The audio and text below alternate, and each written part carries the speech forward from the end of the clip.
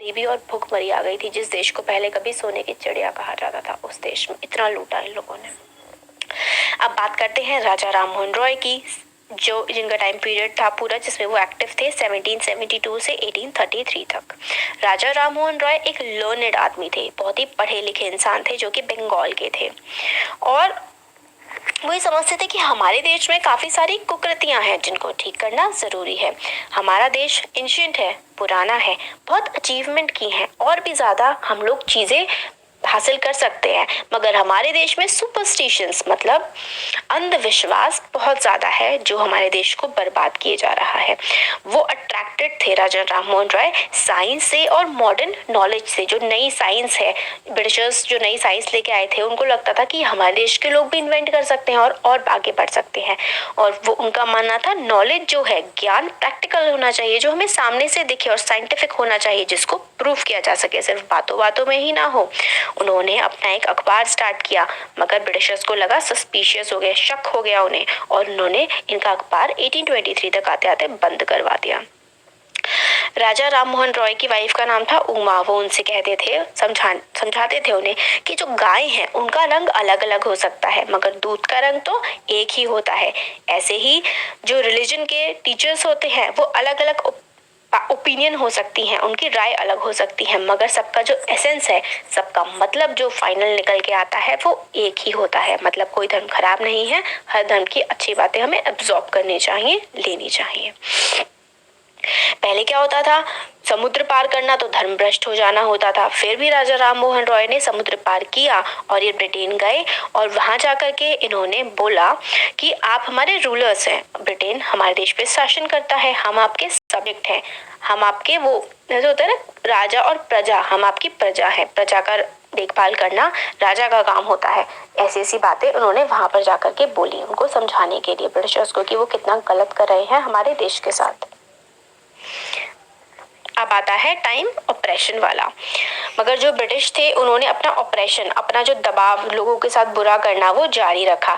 1818 में इन्होंने 3 regulation acts पास किए, और इस एक्ट के अकॉर्डिंग किसी को भी जेल में डाला जा सकता था बिना कोर्ट में ले जाए। कोर्ट में आपको कहने का आपने क्या गलत किया क्या नहीं किया कोई हक नहीं दिया जाएगा, और आपको जेल में बंद कर दिया जाएगा। ऐसा लॉज ये 1833 के वाले जो 1818 वाले टाइम में लेके आए।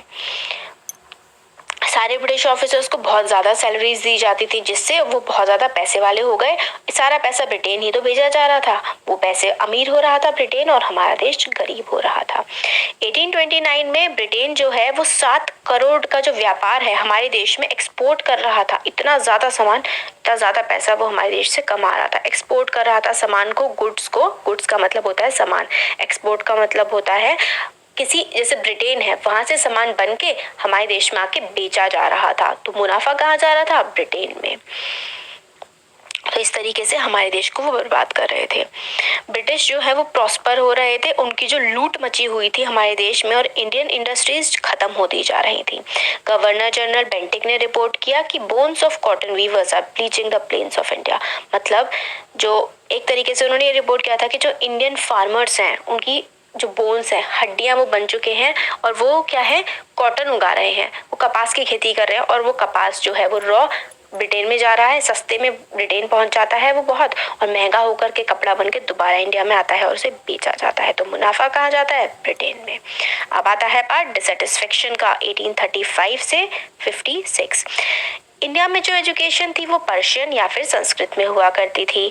1835 में इंग्लिशमैन थे मकॉले, उन्होंने कहा कि भाई इंग्लिश में पढ़ाएं, ये पर्शियन संस्कृत किसी काम की नहीं है।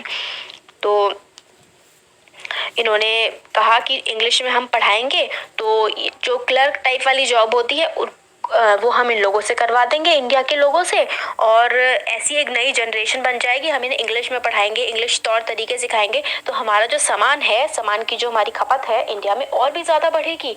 हम ये जो है दिखने में तो इंडियन होंगे, मगर इनकी सोच ब्रिटिश जैसी होगी, तो हमारे शासन को ये लोग वो भी नहीं करेंगे खिलाफ कि भाई आप गलत कर रहे हैं, तो हमें इंग्लिश में पढ़ाना चाहिए। फिर हमारे देश के लोग भी कहने लगे कि हमें अपने भाई बहनों को एजुकेट करना चाहिए।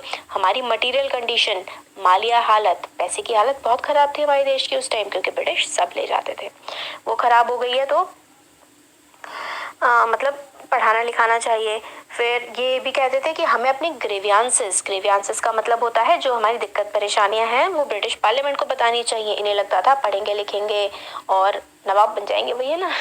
तो मतलब ये था कि हम पढ़ना लिखना चाहिए, हमारे देश के लोग समझते थे, और जो ब्रिटिशर्स हैं वो ठीक कर रहे हैं, पढ़ा रहे हैं हमें। अब अगर बात आई 1856 की, तो इंडिया का देखिए कितना बड़ा पार्ट, पिंक वाला पार्ट जो है इंडिया का, वो पूरा का पूरा ब्रिटिशर्स ने अपने अंडर कंट्रोल में ले लिया था।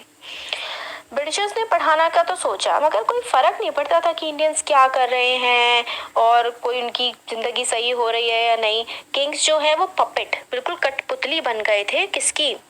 उनकी, ब्रिटिशर्स की। किंग्स जो थे हमारे देश के राजा, बिल्कुल उनकी कठपुतली बन गए थे। लोगों की जो जॉब्स हैं, नौकरियां जा रही थी, उनकी जमीन जा रही थी, कन्वर्ट किया जा रहा था, हिंदू या मुसलमानों को क्रिश्चियन बनाया जा रहा था। और लोग क्या है, सिर्फ बातें ही करते हैं, हम निकाल देंगे ब्रिटिशर्स को, मगर कोई कुछ कर नहीं पा रहा है उनको बाहर निकालने के लिए। अब